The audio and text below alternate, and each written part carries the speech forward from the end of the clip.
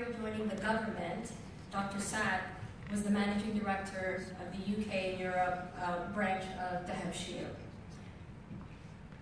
a money service company. Before he held that, he held other senior positions in the community development sector, as well as lecturing at the College of Agriculture at the Somali National University. Dr. Saad has also worked for the UN Food and Agricultural Organization, as well as the World Bank. He is an economist and an agronomist by training. Forgive me if I didn't pronounce that right. He studied agriculture at Havana University in Cuba, and as well as the Somali National University, where he earned a bachelor's degree. He subsequently attended the Pennsylvania State University, where he completed a master's and a PhD degree in agricultural economics. He has a postgraduate diploma in Islamic banking and is an IMC member of the Chartered Financial Analysts Society of the UK. Welcome, Dr. Saad Ali Shive. We're looking forward to your talk.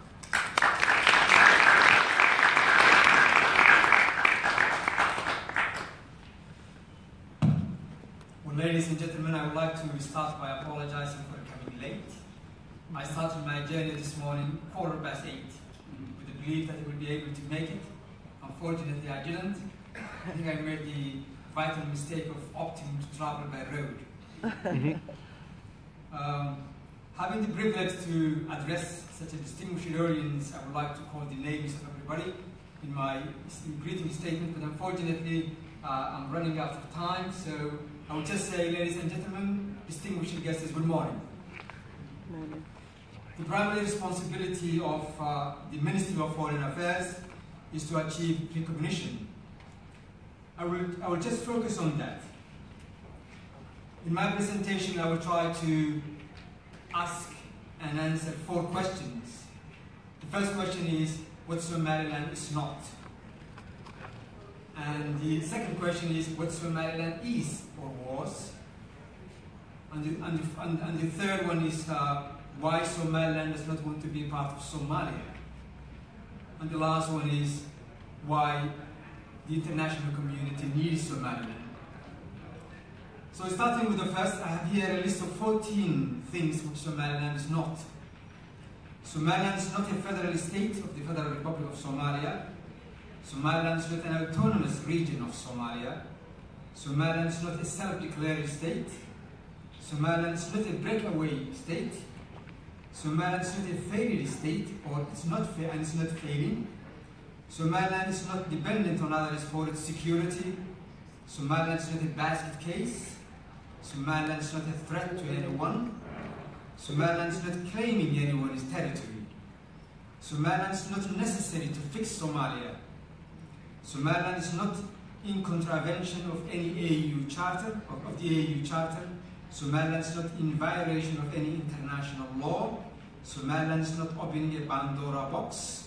And Somaliland is not to be confused with Somalia.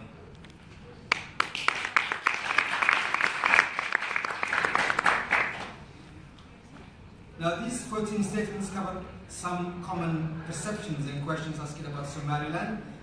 Now, I will proceed to what Somaliland is or was. Again, I have 14 points under this heading. The Republic of Somaliland is an independent state, that's what it is, that meets all the conditions of an independent sovereign state according to 1933 Montevideo Convention. It is the former British Somaliland Protectorate, officially founded in July 1887 after Britain signed protection treaties with various Somaliland chieftains. It's an African state, located in the Horn of Africa, and borders the Gulf of Aden to the north, Djibouti to the west, Ethiopia to the south, and Somalia to the east. It's a republic, with the president-elect, vice president-elect, the House of Representatives-elect, local council-elect, and appointed House of Elders, or Gurti, and an independent judicial system. It's a constitutional democracy, where the Constitution guarantees the fundamental political, legal, economic, and human rights of its citizens. It has a total area of 176,119 square kilometers. In terms of miles, it's 68,000 square miles, and has a coastline which is about 720 kilometers. There are various figures about its area and the length of its coast, and I think most of them are really not right. These are the right figures. It has a population of about 4 million. It was granted independence from Britain on 26 June 1960 after receiving the royal proclamation of Her Majesty Queen Elizabeth II, which read, whereas it's intended that the Somaliland protectorate shall become an independent country. That's what it said. On the 26th day of June 1960. It was established as a sovereign state following the United Nations procedures for decolonization and submission of documents for transfer of sovereignty. When the sovereignty of Britain over Somaliland ceased, the state of Somaliland assumed sovereignty. It was the 15th state to gain independence in Africa, and was immediately welcomed to the community of nations by 34 UN member states, including 5 permanent members of the Security Council.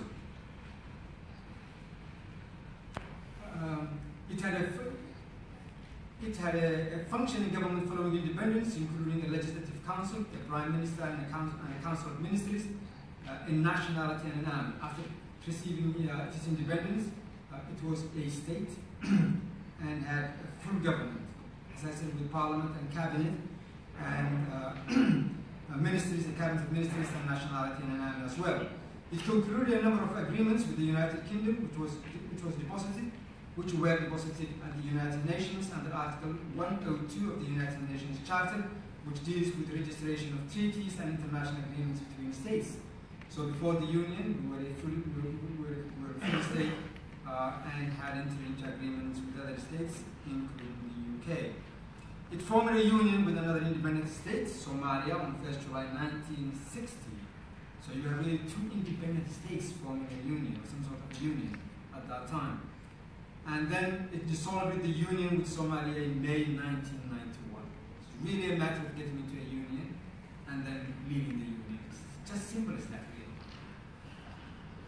Now here are 9 reasons why Somaliland does not want to be part of Somalia.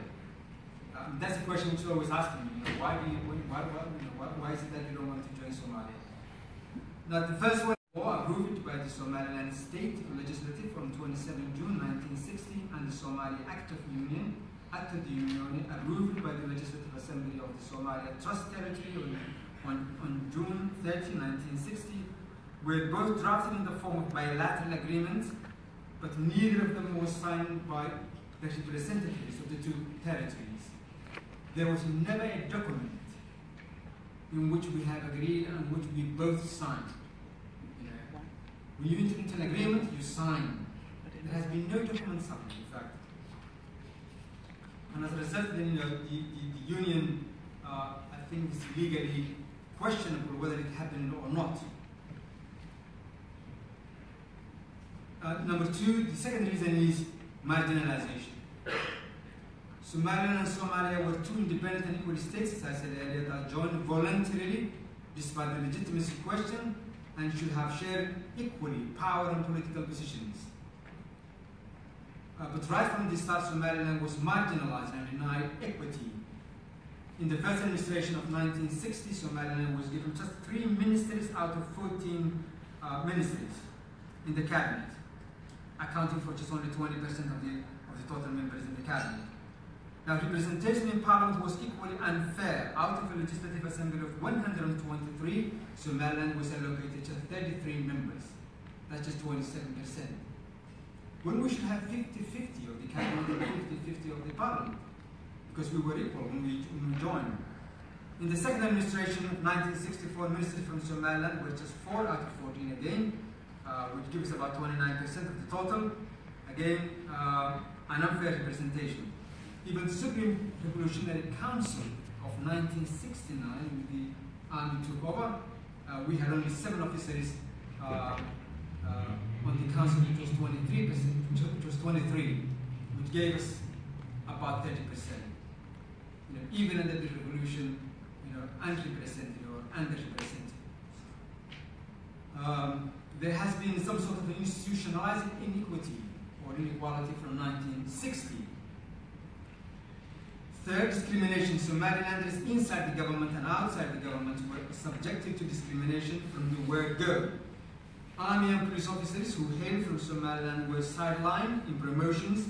Civil servants suffered the same fate. The coup attempt in December 1961, there was a coup attempt in 1961 by Somaliland army officers, was a manifestation of the discontent with the discriminatory practices of the government. Somalilanders have always felt unfairly treated by the state, and towards the end, in the late 80s, they were actually treated as second-class citizens by authorities. Actually, there has never been full integration between Somaliland and Somalia. There is no sense of one community. There are clear cultural divides. We're all Somalis, but there are clear cultural divides between Somaliland and Somalia. And four, underdevelopment. That is the fourth reason. At independence, Somaliland had an excellent education system left behind by the British that catered not only to the needs of the urbanized, but also to rural and nomadic communities through a network of boarding schools. It had also well-trained civil servants and an efficient administrative system. Following the unification, all that changed. All the good officers were relocated to posts in Somalia, and the education system was run down. Somaliland was literally asset stripped. Almost all the major development projects in the country went to Somalia. Very few projects found their way to Somaliland. There has never been parity, and there is a mindset issue. Now, 5, injustice. People of Somaliland suffered injustice in all areas and activities, including the courts, enforcement of the law, public service, education, employment, career advancement, access to finance and resources, as well as the exercise of basic human rights, the right to movement, the right to expression, the right to ownership, the right to association, and the right to privacy. These were all denied Somaliland, the ordinary Somalilanders by the Somaliland state. There's no sense of fairness and justice when it comes to Somaliland in Somalia. State violence, number 6. The people of Somaliland experienced the most heinous forms of violence in the hands of the Somali state, including rape, torture, extortion, murder, mass execution of civilians, destruction of cities by aerial and artillery bombardment, forced displacement, deployment of minefields that still kill and maim. There has been no accountability and no confidence that what happened won't happen again. Number 7, denial. Despite the tremendous sacrifice Somaliland made and the horrific crimes against humanity it endured, Somalia people and leadership showed neither understanding nor sympathy nor sense of guilt. There is no acknowledgement of the crimes committed. There is a pervasive sense of denial or dismissal of what happened as nothing out of order or different from what happened elsewhere in Somalia. The people who are guilty are walking free in the streets and are invited as honored guests to national occasions. There is no attempt or plan to bring them to court to answer for the crimes they committed. Some of them are awarded lavish state funerals without reference to all the fathers and sons, mothers and children they murdered. There has been no reconciliation and no justice has been done. A hostility. Number 8. Somalia's past and present governments make no attempt to hide their hostility towards Somaliland. Presidents, prime ministers, ministers, officers, ambassadors never tire from trying to dissuade international investors not to invest in Somaliland, pressure governments to cut off ties with Somaliland, persuade international agencies to stop channeling aid directly to Somaliland, isolate Somaliland politically and economically in every manner possible. There is no goodwill shown here. Incompatibility, number 9. Somaliland and Somalia are in two different development stages. Somalia is today where Somaliland was 15 years ago. Somaliland is a functioning state. It has had 5 one-man, one-vote elections. It has political parties and army in control of its territory, the ability to enforce law, a functioning judicial system, reconciling community from grassroots, successful demobilization, piracy-free waters, peace and stability, a national taxation and revenue system, and a 300 million budget. Somalia has none of the above. Somalia and Somaliland do not fit, basically. If Somaliland does not want to have if Somaliland doesn't have to do anything with Somalia, but wants to be recognized, why should the international community recognize Somalia? What's the need the international community has to recognize Somaliland? I have listed here 5 reasons why the international community needs Somalia. Today there are 5 global threats that we all have to deal with. These are terrorism, piracy, conflict, state failure, and mass migration and displacement. These are the fears of everybody around the world these days. Now, Somaliland plays and will play even a greater role in addressing these issues if recognized. I will start with terrorism. Somaliland succeeded in containing terrorism. The last terrorist act we had was in 2008. For 9 years, we didn't have any terrorist act. There are a few countries around the world which can say that. Somaliland spends nearly half of its public resources on security. Recognizing Somaliland would be in a much better position and a better partner in dealing with terrorism. Piracy. Somaliland has kept its seas free of piracy. It has an effective Coast Guard force and denied pirates the land base they need. Somaliland can guarantee safety and security for ships in the Red Sea if recognized. I think that's another reason why the international community needs Somaliland and needs to recognize it. Conflict. The Horn of Africa is a conflict-prone zone. There has been 2 major wars between Somalia and Ethiopia, one in 1964 and another in 1977, over territory that has not been resolved. There has been no conflict in the past 26 years in the region since Somaliland reclaimed its independence. Somaliland has an impact in the stabilization of the region and could do more if fully recognized again. State failure. Somaliland is a democratic functioning state in control of its territory where the rule of law prevails. It's a role model for the region and beyond, and lack of recognition risks failure of what has been achieved by Somaliland so far. Now finally, mass migration. Somaliland lies on the route of East Africa, particularly Ethiopian migrants to Europe. It stops thousands of migrants every year. Without external assistance or knowledge, if recognized, it will be a more effective partner, and with economic progress that comes with recognition, Somalia will be able to create jobs for its young population, which now aspire to go to Europe. I think these are all good reasons which I think sum up why the international community should recognize Somaliland. I hope I made up for the time lost. Thank you very much.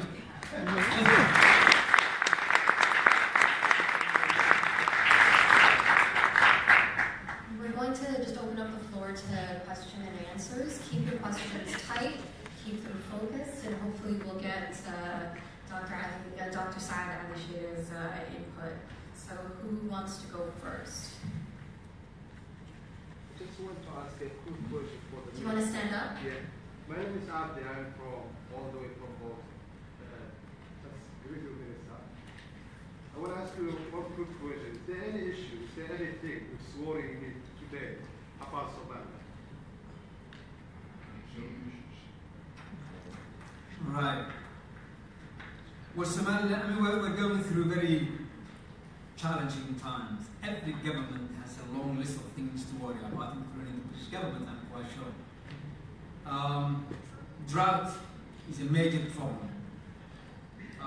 This year we had the worst drought in living memory, which left hundreds of thousands of people without means of living. In fact, at the present time, they lost their livestock, and we need to help them.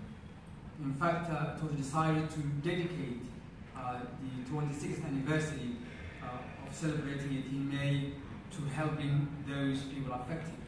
So that's a worry. Climate change is a worry. You know, the fact that we had a severe drought had to do partially with the climate change, and that was a worry. What's happening in the region is also a worry. What's happening in Somalia worries us. The fact that Somalia asked an arms embargo to be lifted, I think is also worries us as Somalilanders. Of course, the economic situation in Somaliland worries us as well. I think we have a long way to ensure that our young people, get access to the jobs that they need in the country. There are other issues as well. Devaluation is a problem, as we know. Somalia has also suffered not only from the drought, but also from the ban imposed by Saudi Arabia on livestock imports from Somaliland and Somalia. I mean, these are all worries we have to worry about. Of course, as the Minister for Foreign Affairs, I have to worry getting recognition for Somaliland.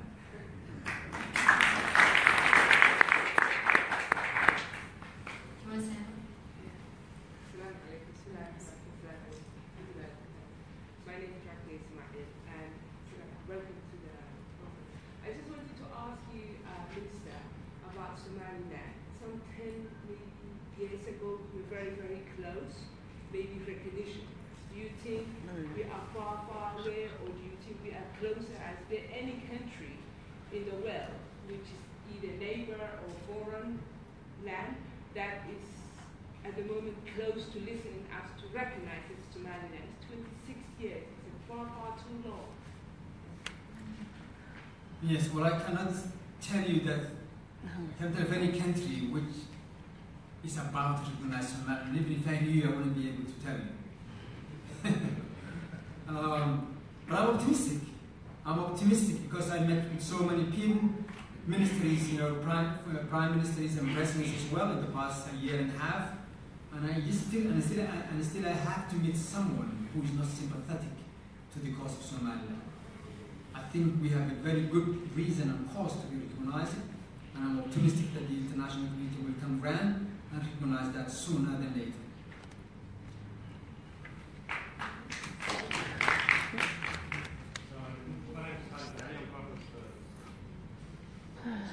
My name is Talib Hamdan. I'm part of Smart Intellectuals Institute. I work with Mr. Saad al-Shirek. My question is about relationship between Somaliland and Ethiopia. Currently, President Ramaj of Somalia went to Ethiopia, and we saw a lot of videos over the social media where the Prime Minister of Ethiopia reaffirmed their support to Somalia, and they said that they are with a united Somalia, and they are here to serve their interests in terms of dealing with other states that are within Somalia. But he affirmed that he is with the federal government of Somalia as Ethiopia is a federal state itself. Now, bearing that in mind, recently as well there was a visit from the Russian Chancellor of Djibouti. Now, is Somaliland looking to other partners to diversify their allies? That's my question to you. Thank you.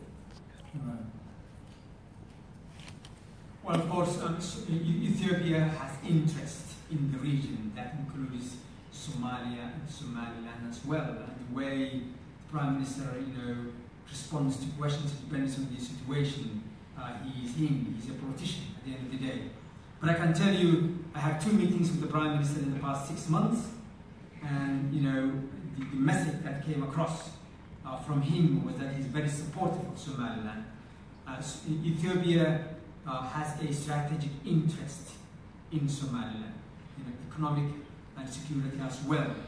And I think that's the underlying foundation for the relationship between Somaliland and Ethiopia, and that has not changed. I had meetings with the State Minister for Transport, the meeting with the General Counsellor in Ethiopia just a few days ago, and I think I haven't sensed any change as far as the relationship between Somaliland and Somalia is concerned. It's very good, and I think it's based on interest.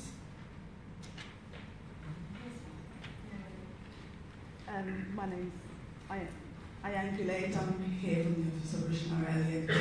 First, I'd like to congratulate this administration and Somaliland as a whole for the recent agreement signed with DP World and the opportunities that opens up for our country.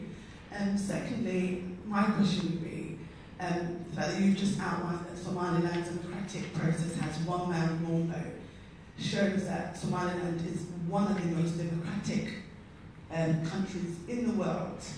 Maybe even question this government's, UK government's own system in a way. What more do you think that we need to do as a country that we haven't done so far that would convince other countries to believe in Somaliland and to give us the recognition? That's the first question. I know as Somalilanders, as someone born here, but very much a Somalilander, we have a very sentimental relationship with the UK here, and I think I speak for many Somalilanders when I say that. I feel like we've invested a lot in terms of trying to develop our relationship, closer ties again with the UK. But what other countries do you think that we need to now look towards in terms of strengthening other relationships and maybe getting the recognition that we so, I think, deserve? Can I just get, because your time is short as well, so I'm going to get 2 more questions. The gentleman over here and the gentleman at the front. Over there and at the front. And if bear with us, if you could bring your responses together for all 3. Assalamu alaikum wa rahmatullahi wa barakatuh. Dr. Samatar, welcome. I'm a very straightforward man, and I'm going to ask you a very straightforward question. My question is, what's the latest with the dialogue with Somalia? The talks that was happening between Somalia and Somalia. And the gentleman at the front, sir. Thank you. I'm Richard Dowden, Director of the Royal African Society, and I first went to Hargeisa in 1987, and I sensed a city full of fear at the time because General Morgan was in charge of the city then. I went back to witness the independence and got the date wrong. We arrived in the city as the independence celebrations were ending. It was very embarrassing because I was trying to make a film for ITV, but a very pragmatic solution. The whole ceremony was performed again the next day. So the one that history will record will be the not the rehearsal, but the repetition of the independence celebration. But what I witnessed there was a city utterly destroyed. We drove around it. I couldn't find, I think there was 2 buildings with a roof on them. I'd never seen anything like it. It was really shocking. But I have to also recall that Somaliland delayed its own independence so that it could join the whole of Somalia, and that, I think, was the spirit of the time. This is before my time, but that's my understanding of it.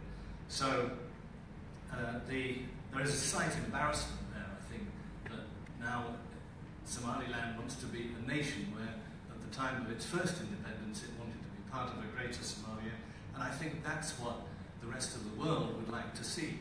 And their position is that if the African Union will accept this, then it might happen. So the lobbying should be with African states to find a candidate who will stand forward, who will stand up and say, yes, we will suggest that Somaliland should be an independent state and recognised by the African Union. Would you agree with this? And if so, what is your strategy to achieve it? I think to add to Richard's comments, Edna Iden, the former Foreign Minister of Somaliland, would like to say something. Thank you very much, moderator, and thank you very much, Mr. Minister. Thank you, Richard Dowden, for having visited Somaliland, and hopefully you will visit again. I would just like to take up the question about the African Union. And I would like to remind the world that when Somaliland became independent on the 26th of June 1960, it was the 12th African country that became a fully sovereign and independent country. 42 African nations who today are sitting in the African Union were still under colonial rule at that time. So when they were still under colonial rule, when Somaliland was fully independent, I fail to understand why they should be the ones who decide whether Somaliland becomes recognized or not.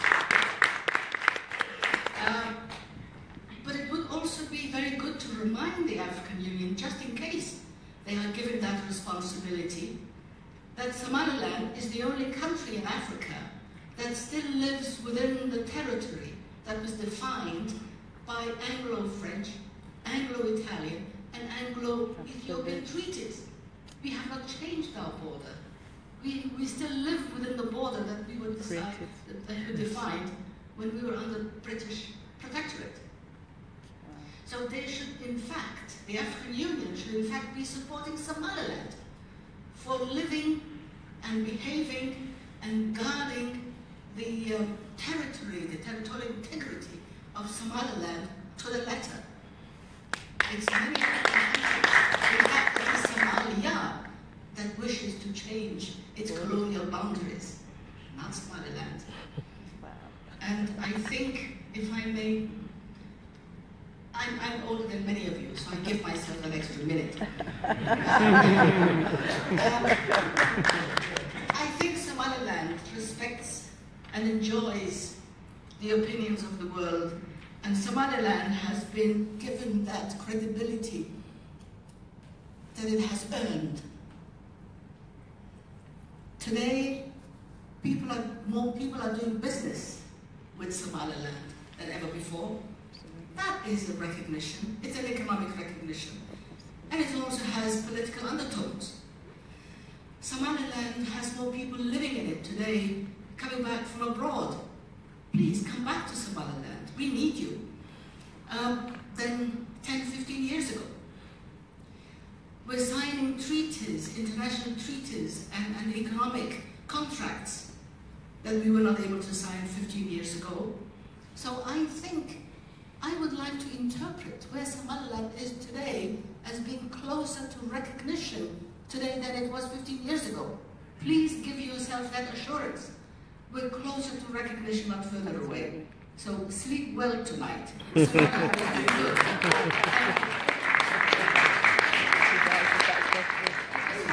One final comment. There was a gentleman, I think. Okay. Really briefly, sorry.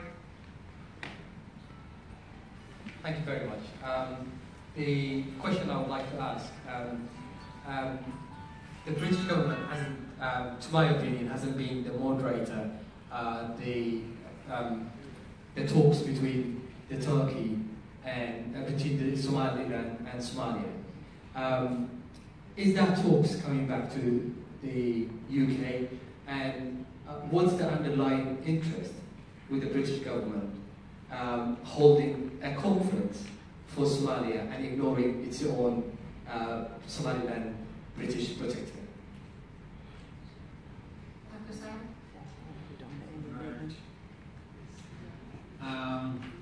I will start with the first question, which is, what do we need to secure independence? I think we should stay the course. We should raise our voice. People haven't heard about the Somaliland case as much as we would like to and we need. And I think we need to invest more in the recognition.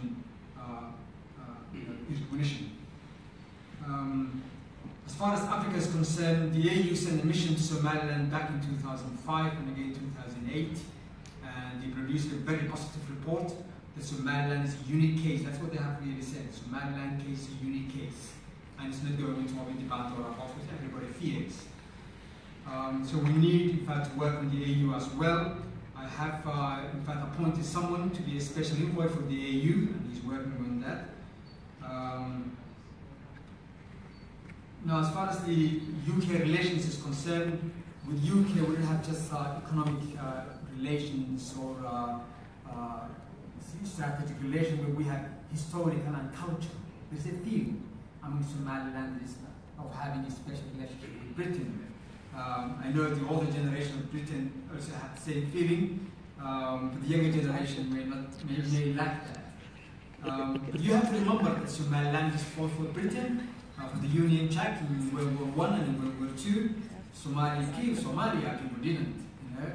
So I think that relationship is there and acknowledged.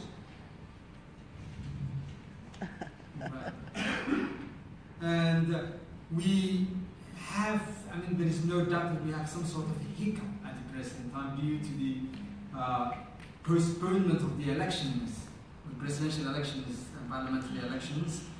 We're also disappointed, to tell you the truth. You know, we should have elections earlier, but unfortunately, due to the drought, we had to postpone them. You know, we're on course for the November elections. With regard to the dialogue with Somalia, in fact, the dialogue started here in 2012, in February 2012. It was the British government that started, but unfortunately, soon after, the talks moved to Turkey, which was facilitating the talks since. We had 8 encounters from 2012. But there isn't really much of substance that I can put to the table, which I can say, you know, this one has been achieved. And the reason we believe is because the other party did not negotiate in good faith. The new president said that he's committed to the talks. That's welcome. We're also committed to the talks. But we hope next time round, and everybody's talking about after the elections in Somaliland in November. I think the international community is committed to facilitating the talks after the November election in Somaliland. And I hope this time round that we will make headway on the talks. We believe that's the most reasonable route to take, because otherwise conflict is not in the best interest neither for Somaliland, nor for Somalia, nor for the international community. With regard to getting an African country to recognize us first, I hope, and there are many countries which say we will be number 2 if you can find number 1. Here in Africa as well, I'm optimistic. But if you really ask yourself, what are the reasons why an African country should recognize Somaliland and not a European country? I don't think you will, scratch your head for an answer. Because as I said, the world is concerned with the 5 issues that I mentioned. Let us say terrorism. When again, recognition is a political decision more than anything else. If we went to the courts, I think we would have been recognized a long time ago, because I think we have legal right to be recognized. But if you assume an African country and let's say a European country, when it comes to terrorism, which one will be more concerned about terrorism? I think the European country will be more concerned about terrorism. I think there are more reasons for Europeans and the Americans to recognize Somalia than Africans, whatever way you look at it. Whether you look at mass migration, or whether you look at terrorism, or whether you look at conflict, whether you look at states failing, anything. So I think there are good reasons for the international community as a whole, not just Africa, to recognize Somaliland. The last question was about the dialogue, and I think I covered that. We're looking forward to the resumption of the dialogue, and we hope we will succeed this time around. Thank you.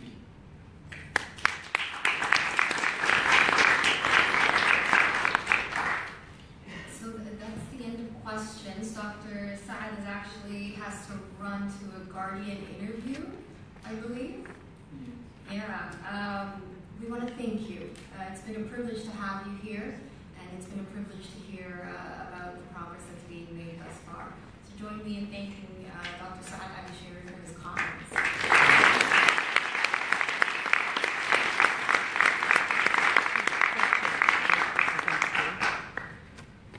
We're going to continue with the program. Our next session is titled Reflections on the Past and the Future, Challenges and Opportunities. Somaliland left the Union with Italian Somalia in 1991 as a result of the crimes against humanity committed by Siad Barre's murderous regime during the Somali Civil War. Over the past 26 years, Somaliland has grown into an independent, stable, and self-reliant state, one increasingly willing and able to participate in regional and international affairs. It is time to consider Somaliland's past and look look towards a brighter future. Another distinguished guest and another distinguished speaker. Dr. Ahmed Ismail Samatar is the founding dean of McAllister's Institute for Global Citizenship.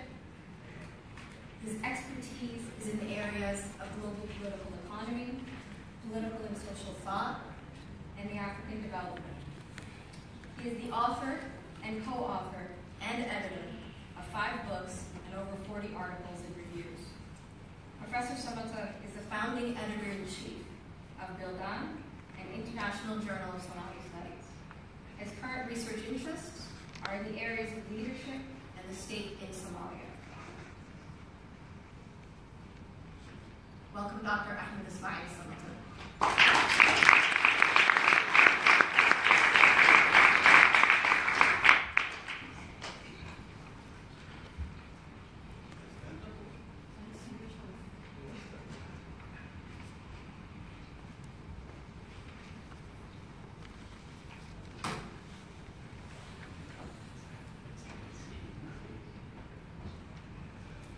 Thank you very much. Good morning, all.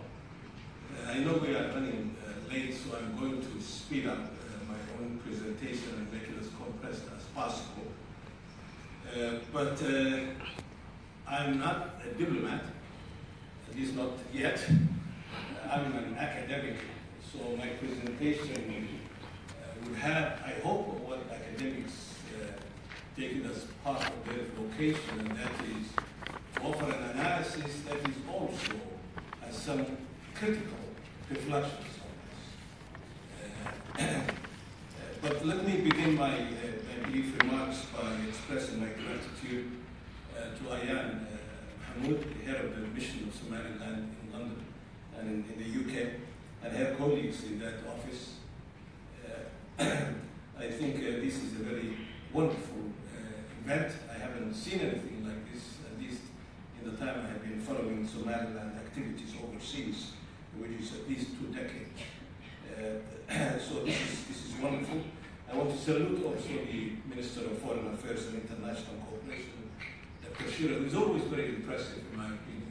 I have known him now for quite some time. I brought him to McAllister College to give a series of lectures when he was working as a financial director, I think, for that ship. So I met him and he wrote a wonderful paper which will be published since, and you can find it in the page of Bildan. So I'm grateful that he has graced us with his presence today, and the opening presentation I thought was remarkable. I think Somaliland has someone with the highest ethics and competence in its leadership in the Pacific. I want to also acknowledge and look forward to hearing from other contributors here today. Acknowledge also Somalilanders who have come from other parts of the UK and other distinguished guests who are interested in this story of Somaliland, its past and certainly its future. And finally, I want to tell you that I have decided to kind of break my remarks into 2 very, very short components. The first one is very quickly to just identify, since this is the assignment I was given, some of the major items that stand out in the achievements of Somaliland in these past 26 years. Just line them up without really talking a great deal about them because we don't have much time over this. And then perhaps focus a little bit more about the second part, which is the challenge that confront Somaliland, the Republic of Somaliland. And those challenges bring opportunities if they are understood carefully, and they are therefore utilized properly as instruction, which then you turn them over and they produce opportunities with an eye, of course, for the theme of the conference, which is the challenge of international recognition. I have spoken about the developments in Somaliland as a scholar for many, many years now, really, but particularly in the last 2.5 years. But what I would suggest, at least in the listing of major achievements, for me at least 4 of them stand out. And each one of them can be a subject for a whole day of discussions and trying to figure out the complexities of this. But they are very significant.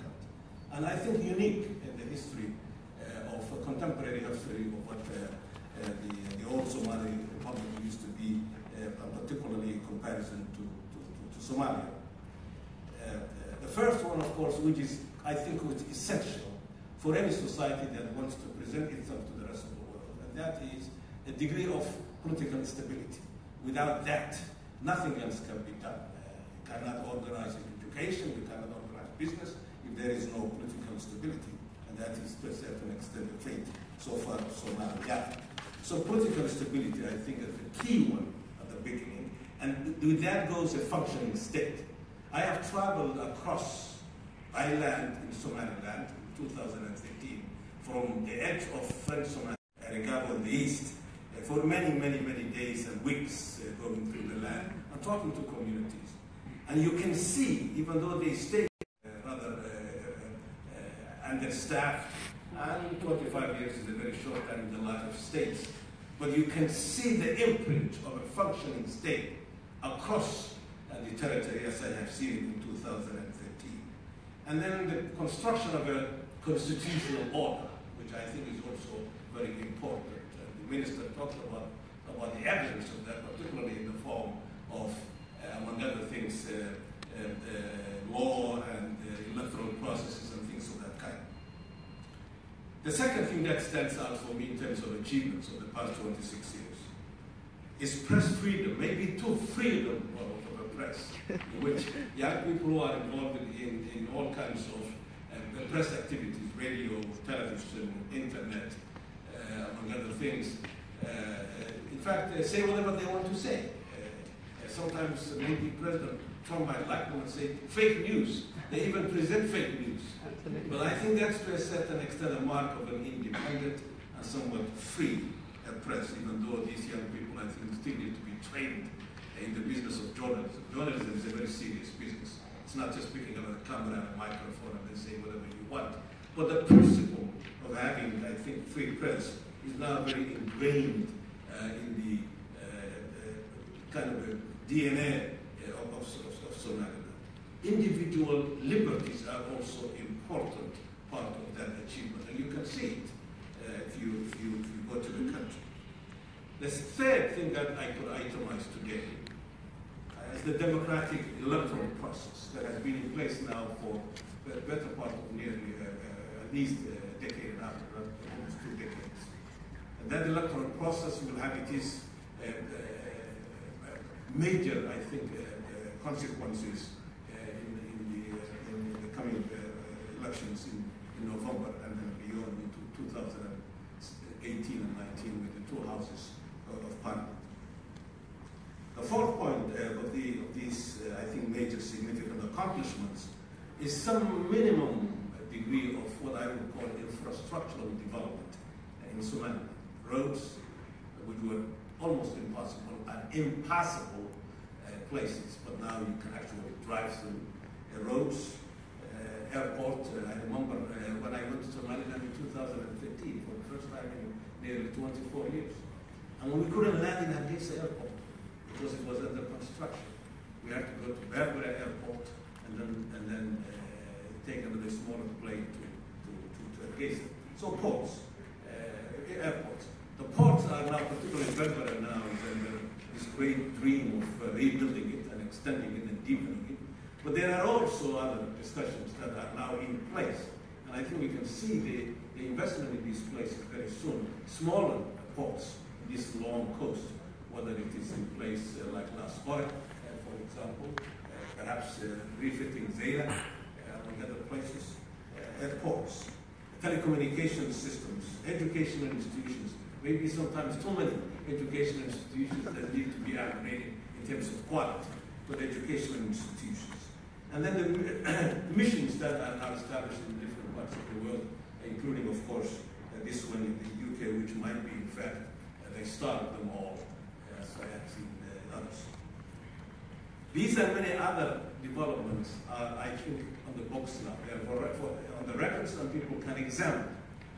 But I want to move on to at least what I think is equally significant, and that is the major challenge that confronts Somalia. And for me, these major challenges are primarily qualitative. They are less about quantity, they are more about quality, quantity.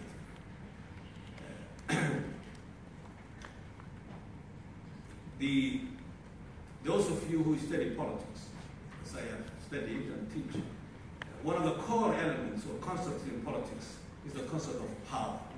The capacity to make, power defined as the capacity to make others do what you want them to do even when they don't want to do it. That you have that capacity, power. And that usually manifests itself in a variety of forms. The means of compliance of power come at least in three big ways. Physical power, that you can punch, and you have the physical power to intimidate and make others do what you want them to do. The second form of power is economic power, that you have the capacity to either deny people access to livelihood, and that's the most important one, or give them access to livelihood, economic power. And the third form of traditional power is, of course, ideological power, that you can convince others to think in particular ways. My argument to you today and to the people of Somaliland is that we have really very little capacity to force anyone to recognize us as a country. We can't do that. We don't have the military force to compel people.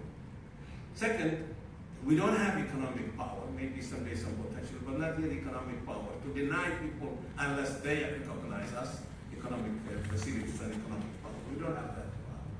We might have some leverage over the issue of ideology and the changing of mentality of people. And here I have, at least in my own writings, put together something that others perhaps have forgotten or have not seen very seriously. And that's what I have called sticky power. And that is the capacity to make others. Otherwise, in every other way, they are more powerful than you are. But what you want to do, therefore, is to create something that will be of so much interest to them that they will come to you, even though you don't have other power over them. They will want you to be, they want to see what you have, and they might even want to embrace what you have. The example I usually give about the sticky power is the relationship between Turkey and the European Union. I say that in the context of Brexit, of course, right here in the United Kingdom. But the Turks are still very eager to participate and be part of the European Union. For almost over 40 years, they have been knocking at the door of the European Union to be a member of the European Union. Not that much, the European Union is not that much interested in Turkey. In fact, the door has been closed for nearly 40 years. Why would the Turks want to be part of the European Union? Because there are things that are very attractive for them, that they think if they are part of that larger community, they will get great deals of benefit. So my argument, therefore, to the people of Somaliland is we have to think about creating what I have called sticky power. Create something that is attractive enough for the rest of the world to say, it's really something wonderful going on here, and people then begin to come to you. Yeah? And that might be part of the answer to the question about how do we make the international community to recognize Somaliland. In order to do that, therefore, my argument would be that we need to think, people of Somaliland need to think, seriously think about good governance. Good governance. To me, that is the basis for the sticky power, if we create good governance.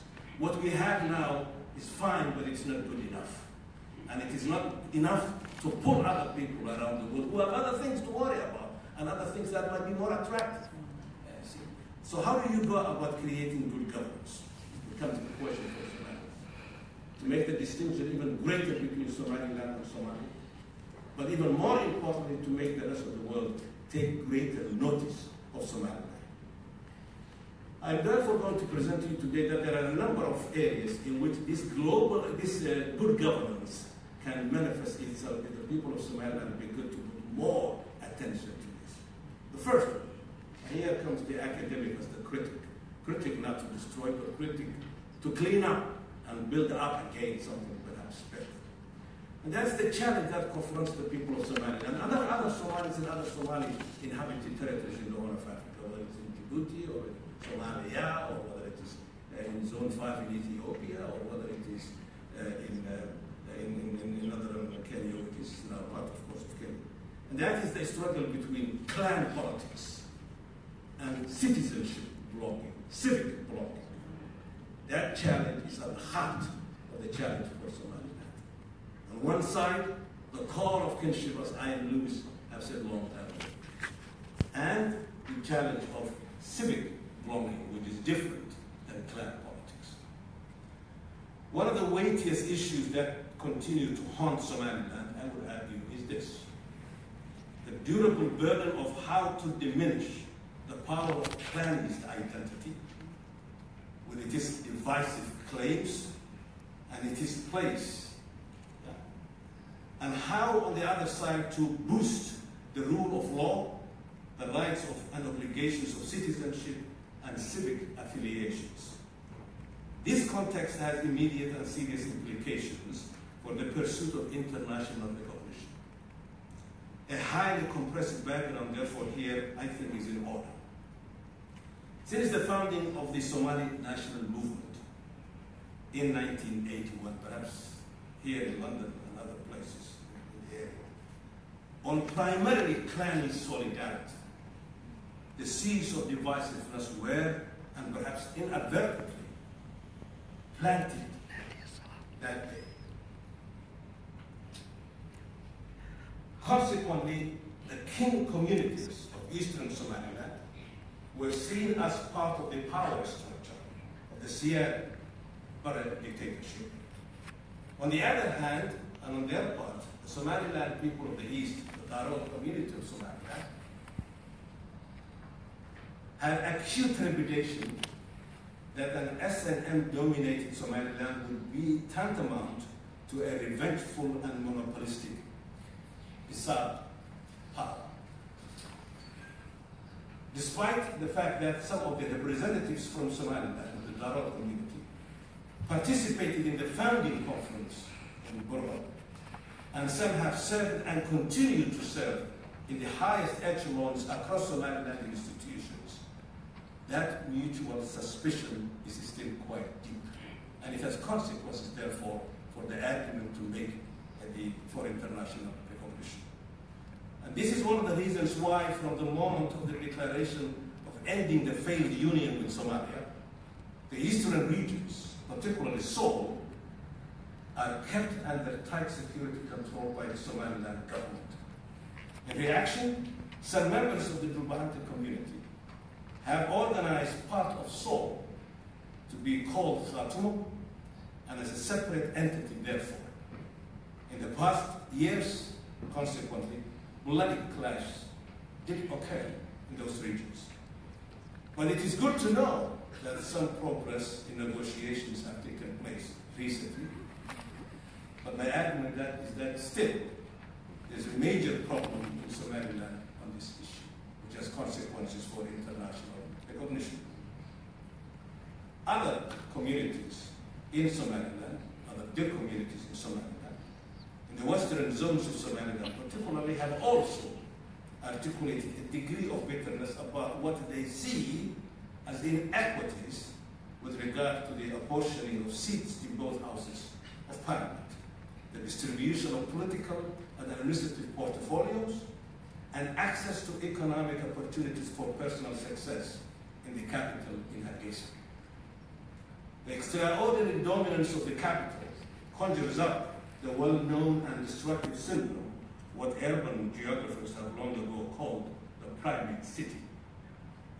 One of the supreme reasons why, in the end, many Somalis who were not natives of Mogadishu became highly estranged from that city, and in the final analysis, from the old republic itself.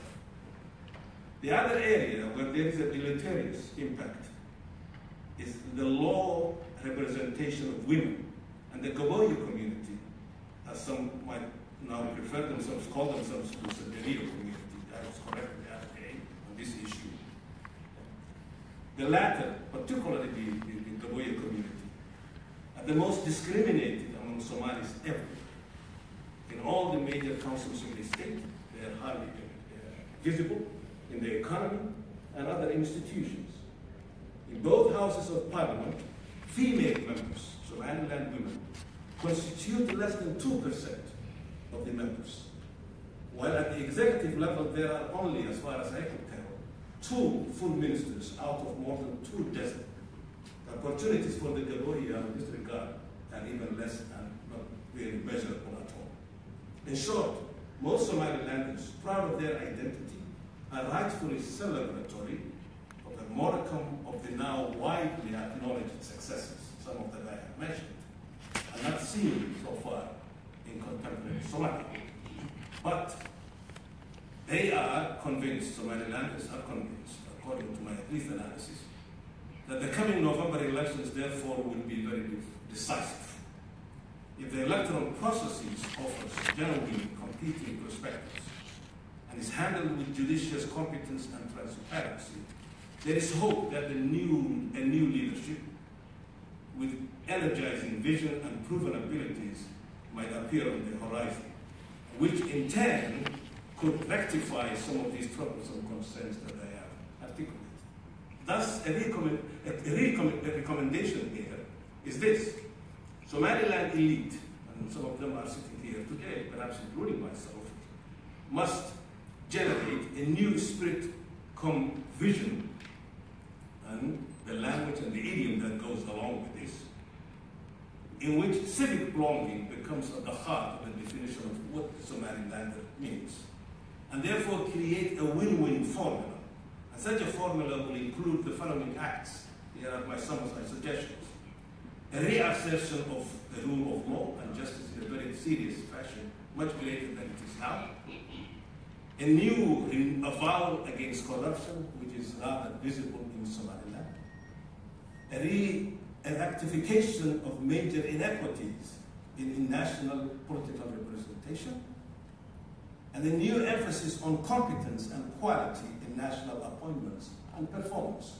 And then finally, identify, I know this is very controversial, but I have said it before and I will say it again, identify June 26th as the National Day rather than May 18th. May 18th is a very important day, but it could never really measure up to June 26th if we're going to be very serious about the founding of Somaliland. And this could help us deal with some of the problems within the debates among the people of Somaliland. Only a nation so led can speak with one voice and subsequently attract the admiration and the solidarity of the international community. The second point about good governance is the issue of economic well-being. Acute material hardship is part of the everyday life for the people of Somaliland. The unemployment rate, as the minister would have told us, among the youth under the age of 30, who now make up over 68% of the population, is estimated around 70% unemployment rate. Here, women continue to be the most disadvantaged in the economy. Moreover, even those who are fortunate to have a job might be underemployed, or if they are employed, pay meager wages, now being devastated by high inflation. Such a level of poverty and grim future are at once explosive and amplify mutual antipathy and disorder, the antithesis of sticky power. Those consequences, therefore, are detrimental to the imperatives of waging an international battle for recognition. And here I recommend, therefore, new ways of dynamizing the economy, an imaginative collaboration between the state that is focused on development and the private sector, and, of course, the adventurous international capital that might be available. New initiatives in this area could include, among other things, a more sound macroeconomic policy, which is not now really part of the functioning of the Somaliland state, heavier investment in high-quality infrastructure, roads and ports and airports and telecommunications, energy, health, water, environmental protection, greater technical assistance to increase productivity in agriculture, livestock, and fishing, and more effective methods of collecting taxes in Somaliland, which are now extremely underdeveloped. A Somaliland that is genuinely focused to improve the material welfare of its citizens can attract both venture capitalists and bearers of authentic aid. Third issue, the issue of education. Somaliland has made notable progress here. There are over 200,000 students in primary and secondary schools. 16 universities, at least in my last count, are now graduating thousands of young people every year in a variety of disciplines and vocations. but the education in Somaliland, quantitatively perhaps notable, but education in Somaliland suffers from an acute deficiency in quality. Even the Minister of Education will tell you this very bluntly. A poorly educated society, even among the upper crust of its elite, cannot attract international interest, let alone make convincing case for its membership in the international order. Here, therefore, I have these quick recommendations, which will include establish a reachable but rigorous standards of excellence that could fortify a sense of citizenship and pride in individual and family achievement. This could ultimately produce what the great African-American intellectual and architect of the civil rights movement in the United States, W.E.B. Du Bois, famously called the talented 10th. They're coming to the front of the society, the talented 10% who can drive the rest forward. Second, seek intimate affiliation with major institutions, academic institutions in the region and in the world, as well as foundations that specialize in education. You don't have to wait for to be recognized to make such initiatives into play. Only such an ambition could produce men and women of caliber who in turn could convince the rest of the world about the case of Somaliland. And finally, and in conclusion, international relations may be at the heart of our conversation today. This is what I would call a high wire act, like these places where people go walk on these high wires. Yeah. But in order to walk on that with some degree of confidence, there has to be some safety net underneath that high wire act. Over a quarter of a century after ending the dysfunctional union with Somalia and seeking international recognition as a sovereign state, Somaliland's efforts have yielded very modest results. To be sure, some admirable initiatives have taken place to lobby a number of countries and private organizations. And the Somaliland mission in London, of course, is a fine example of that effort. Nonetheless, there is very little evidence that the rest of the world is persuaded about the case of Somaliland. Such a situation is heavily reinforced by a calculated campaign on the part of Somalia and its elite to thwart Somaliland's legitimate claim in the global society. This situation, perhaps most central to our conference, given the theme, requires urgent and creative reappraisal. Consequently, here's what I would suggest. That I think Somaliland needs a new national strategy for international affairs. Our minister has shown the way on that today. Well, I would suggest 5 things, and then I will end here, that Somaliland needs to do if it's going to advance the case for recognition. This new national strategy will have to include at least these 5 initiatives. First, Somaliland will have to do better, much better, in crafting a multi-dimensional and accurate and lucid rendition of the case for Somaliland sovereignty. I have watched this for 25 years. I haven't seen that. There are here and there statements that are made, but a powerful, highly weaponized argument about this has not been done yet. And I have shared that with the minister, not only now, but many, many times in our conversations. We need to tie that up in a much more powerful way than it has been done in these past 25 years. What's the case for Somaliland? Second, we need to assemble a team of men and women, the best and the brightest of Somaliland. Yeah. Not just people who talk, rather freely-wheeling talk. No. The best and the brightest of Somaliland. Yeah. Who can carry then this highly well put together message to the rest of the world. You need articulate people to make that argument. لكن قف لقى سو هذه سلا قصو متعابد يا ومال فرديا شيء كذا مش يكرر they can't do that. Okay, you know it. The Somali folk sitting here know this. Okay, so you need to assemble a team like this who really are potent in delivering that kind of a message to the world.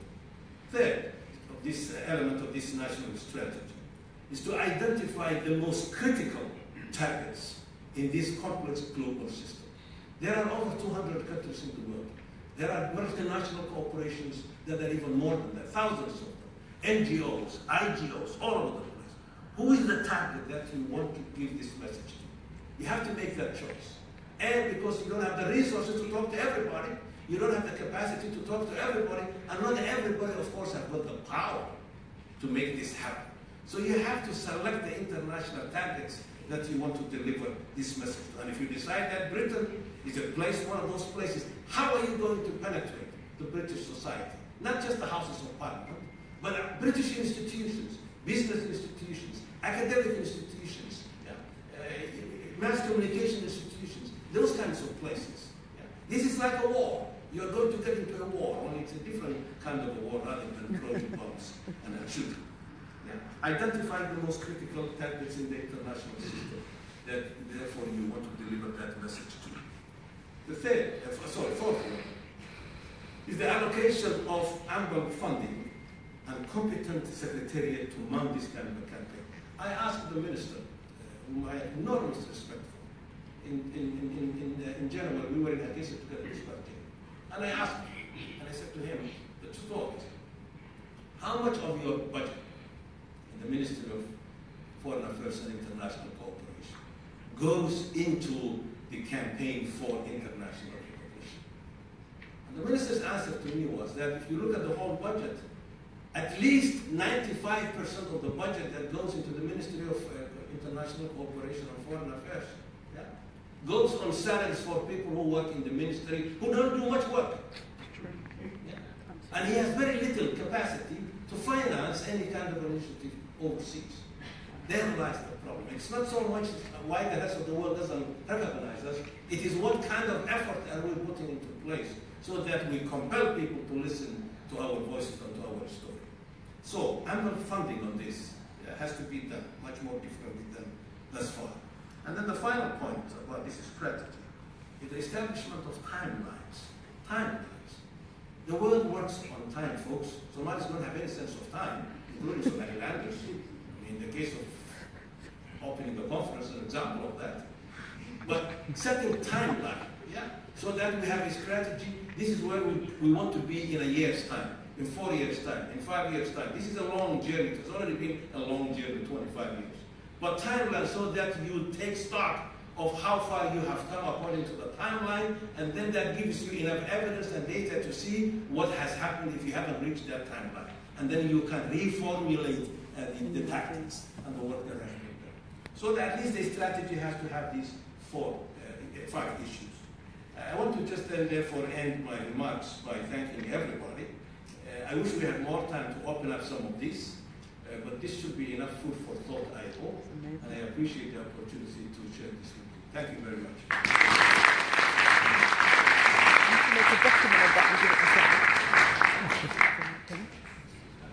Yeah. I'm so sorry. We don't have that much time for questions, but I feel like you've raised a lot of really interesting points that maybe some of us here want to unpack as well.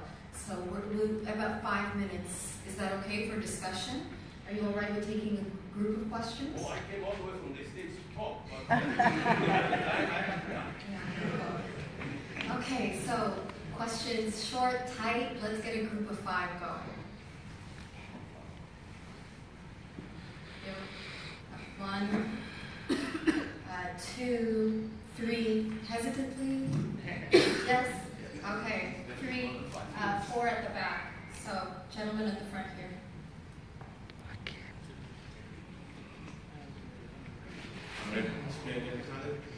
Welcome you, Dr. Samatar, to this conference. I think you mentioned briefly that going back to Somaliland history, the SNM of it being based on clanship and things, and that's had a negative impact on Somaliland. How does the leader of Kurdiya party that you represent feels about that, or did you have conversation with him about that? And I just wanted your thoughts about that. Thank you.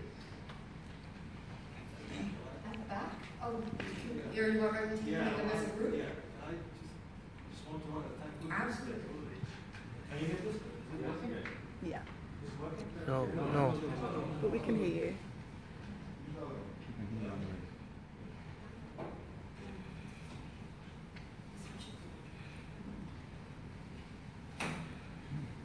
Yeah. Yes, I did have conversations with Musa. He's a quite intelligent fellow, by the way. And we have some differences in certain interpretations of history, which is normal. History is a very contentious conversation by its very nature. But we also agree on many important points. That's part of the reason why we are working together. So yes, I have those conversations, some disagreements. I'm learning many things from him on these issues particularly. I think I'm helping him rethink certain things also. So it's a very productive conversation, yes.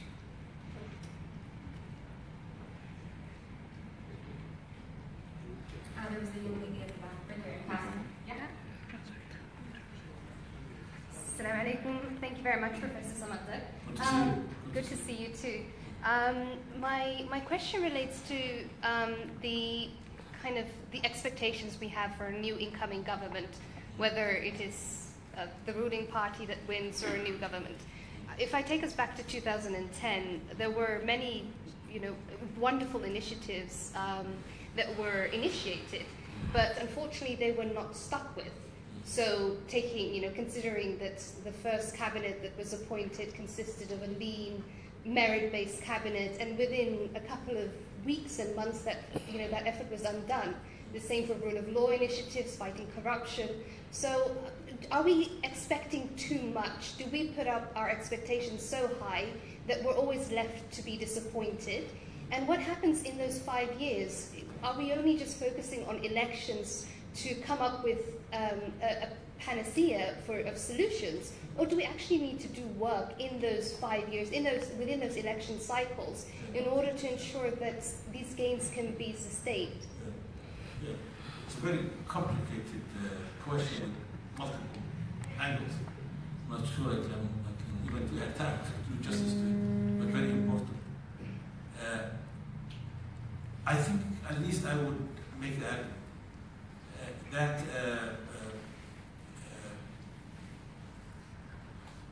Somaliland circumstances, it is birth, the history it's coming from, the little reserves that were on the table, there were hardly anything on the table, as many of us have articulated in the founding of the new republic 26 years ago.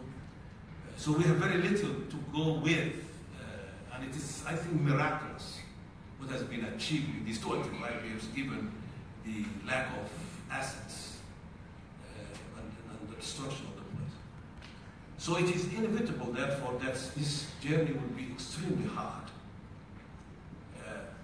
That recognized, I think, therefore, given the nature of the circumstances, calls that, in fact, at least my argument would be that the expectations ought to be high, not because they will be reached, but because that's what you are reaching for. It is the extent of your reach, as someone said a long time ago, the extent of your reach, rather than actually grabbing the end point. And I don't understand why a leader, I ran for president of Somalia in 2012. Many of you might remember this in Mogadishu. And my argument to the Somali people at that time was, look, this is what the party and I will offer to you. Our party will offer to you 9 votes. And these are the measurements that you would need to use if we win as we begin to build the government. And not at the end of the time, no, not wait for that, but measure it every day as the process goes.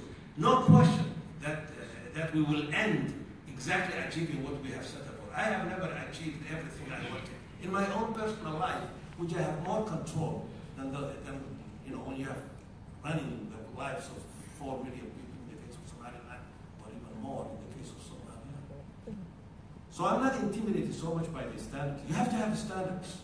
But the standards are not necessarily because you want to accomplish that immediately. But that's the target for you. And the lower the standards, my argument is, the lower you put your standards, the lower your efforts will become also. And I don't understand, therefore, why, if you win the elections, and this is the promise that you gave to the country, and they voted for you accordingly, why you cannot insist and stay on the course. I don't understand why. I have tried to find out the reasons why this took place after 2010, a few years after that.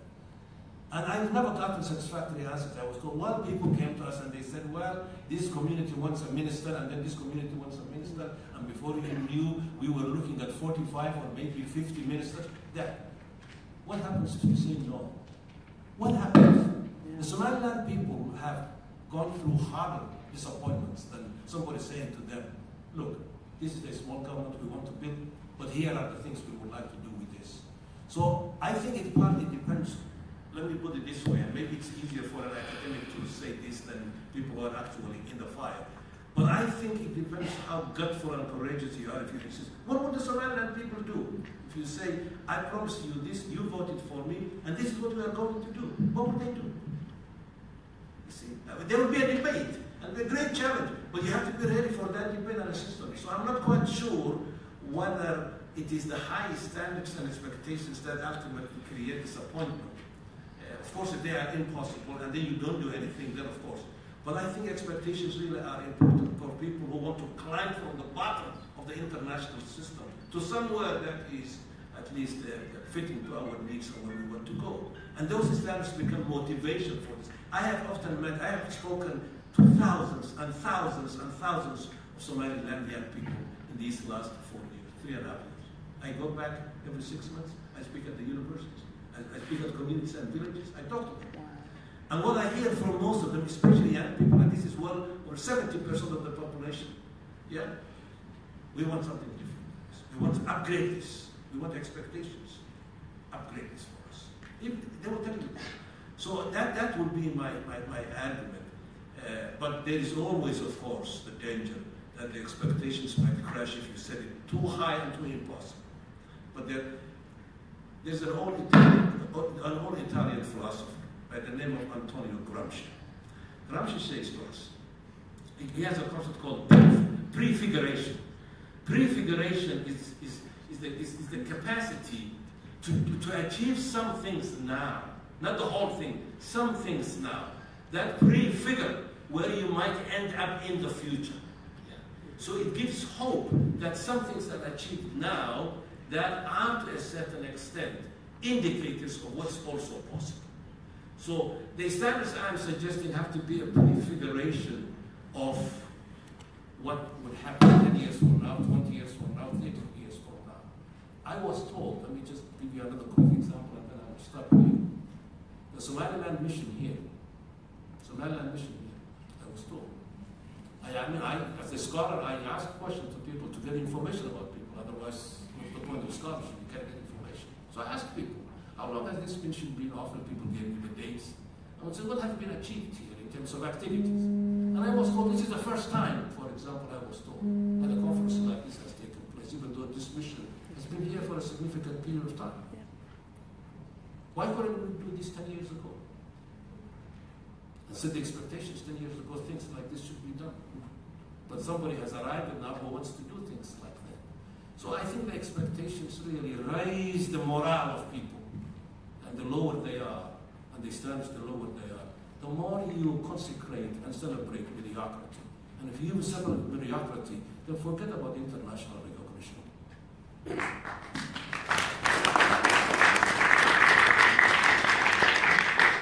I apologize. We've run out of time for this panel, but Professor Samatar will be with us throughout the duration of this conference.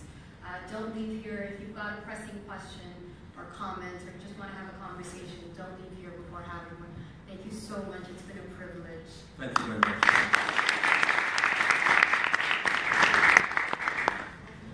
We're going to move on to the third panel, and I'm going to introduce the chair. The third panel is titled A Stable Settlement, Security and Power Sharing in Somaliland. Somaliland has created a stable internal settlement between clan groups, allowing it to share power equitably and democratically between competing interests and to contribute to the security of the wider Somali region. However, the increasing entrenchment of democratic politics into Somaliland's political system creates new obstacles for this internal settlement to overcome. We've got a dynamic panel. I happen to be on it. If I could introduce our chair, Professor, as well as Ambassador Iqbal Jahsabe.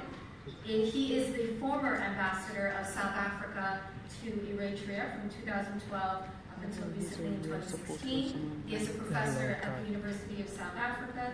He serves on the ANC's Commission for Religious Affairs and is a director on the board of the Institute for Global Dialogue. Please welcome Iqbal Jahsabe.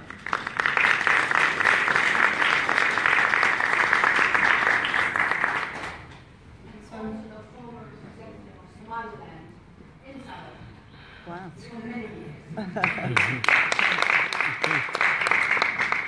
So I'm just going to call all of our panelists up one by one, if that's okay. Mohammed Afgache has been practicing medicine for over 35 years in various. Oh, pardon me.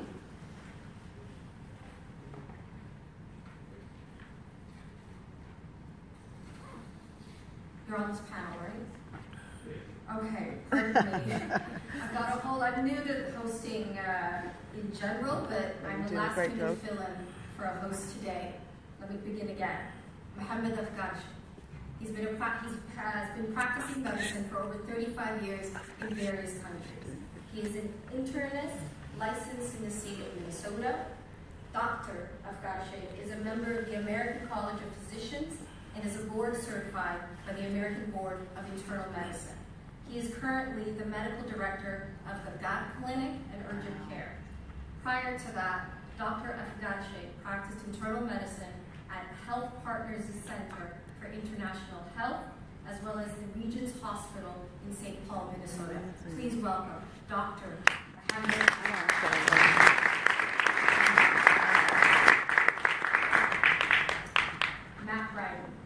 Matt Bryden is a Canadian political analyst. He's worked for several aid and political organizations in Somaliland after witnessing the conditions in the region during his leave from the Canadian military in 1987. Bryden was hired by the Cooperative for Assistance and Relief Everywhere, CARE, the CARE program in January 1988, and the following year joined the UNDP in Berbera, Somaliland. In 1992, Bryden was appointed Special Advisor to the Canadian Ambassador on Somali Affairs. He led the War-Torn Societies Project from 1996 to 2003, and in the 2 years following, acted as the Horn of Africa Director for the International Crisis Group. From 2007 to 2008, he served as an advisor on Somali Affairs for the United States Agency for International Development and the U.S. Embassy. He served as the coordinator for the Monitoring Group on Somalia and Eritrea, SEMG, from 2008 until 2012, and is now the director at a think tank called Saham Research. Please welcome Matt Bryden.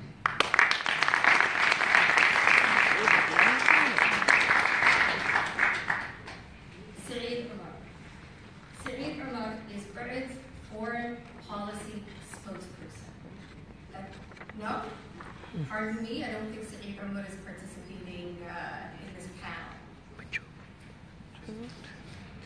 You need a stronger position.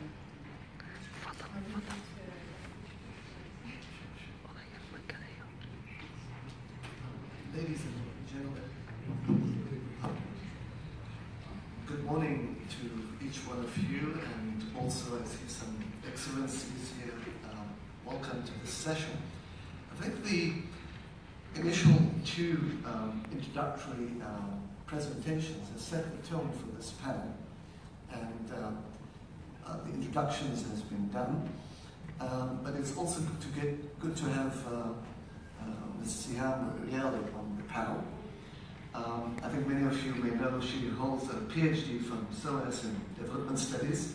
It's good to see the Head of Development Studies from SOAS here as well. Welcome, Nora. Sihan's thesis examined how Somaliland women use narratives and poetry on gender, peace and security to advance their political participation. Her research interests include women, peace, security, women's political participation, post-conflict reconstruction, narratives and politics in the Horn. She has an MA also in Development Studies from York and a BA from the University of Toronto. Welcome once again to our panelists. I gather we have an hour, so I would propose that if each speaker could speak for 10 minutes or less, given, I think, Professor Ismail Samatar has really outlined the key issues and challenges. It will allow us to take the debate further, and I think he has lucidly laid the foundations, building on the first presentation by the Foreign Minister of Somaliland. May I ask Sihan really to lead us in this session?